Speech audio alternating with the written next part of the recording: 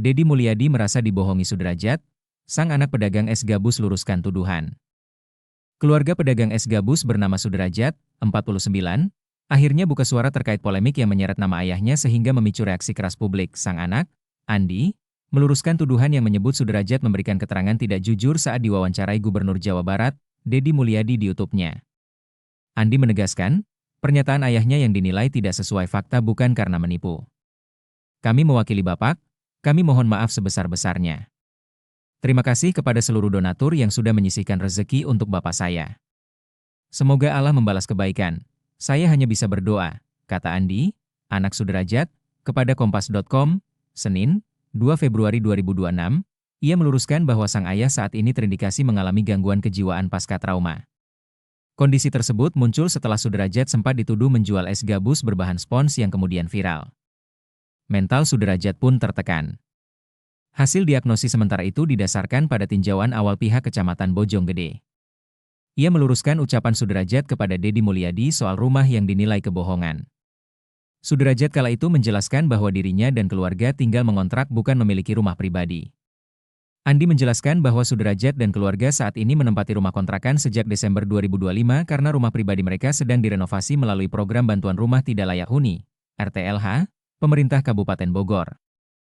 Beliau memang punya rumah tapi sedang proses perbaikan atau renovasi melalui program RTLH. Proses renovasi sudah berjalan sejak Desember 2025, ungkap Andi. Selain itu, kondisi kejiwaan tersebut juga berdampak pada kemampuan komunikasi Sudrajat. Kondisi gangguan tadi menyebabkan komunikasi secara verbal terhadap yang bersangkutan menjadi terbatas dan ada kesulitan, jelas Andi.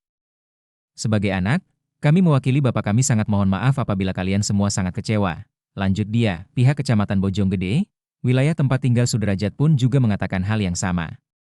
Pihak Kecamatan Bojonggede mengungkapkan pembelaannya di balik ketidakjujuran Sudrajat. Camat Bojonggede, Teni Ramdhani, menjelaskan mengenai fakta hasil asesmen lintas instansi yang menyebut adanya indikasi disabilitas mental terhadap diri Sudrajat dan istrinya. Perilaku Sudrajat yang kerap memberikan jawaban berubah-ubah saat ditanya, termasuk saat berbincang dengan Dedi Mulyadi, bukan semata-mata karena bohong. Menurut pihak kecamatan, ada dugaan gangguan mental pasca trauma yang memengaruhi kemampuan komunikasi verbal Sudrajat dan istri. Terkait banyak rumor tentang Pak Sudrajat, mungkin jawabannya ketika ditanya, Dedi Mulyadi dalam video YouTube, selalu berubah-ubah dan terkesan seperti berbohong. Hasil dari asesmen kami, itu terdapat indikasi disabilitas, baik pada Pak Sudrajat maupun istrinya, katanya seperti dikutip dari Kompas.com Jumat, 30 Januari 2026. Kondisi tersebut membuat Sudrajat kesulitan menyampaikan informasi secara runtut dan konsisten. Bahkan, menurut keterangan RT dan RW setempat, tampak tanda-tanda keterbelakangan secara psikologis dan mental sejak lama.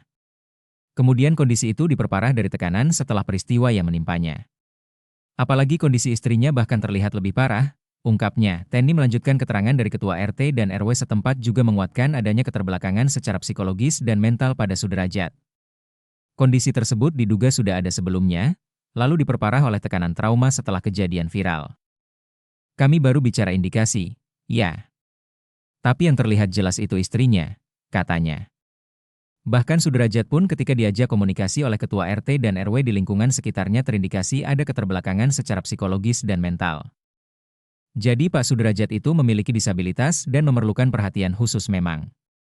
Serta tekanan setelah kejadian, trauma, dan banyaknya orang datang ke rumah saat itu, gak terbiasa ketemu orang banyak, bebernya. Pemerintah kecamatan berharap penjelasan tersebut dapat menghentikan spekulasi publik dan mengembalikan persoalan Sudrajat pada konteks yang sebenarnya, yakni upaya penanganan warga kurang mampu melalui program perbaikan rumah yang sedang berlangsung.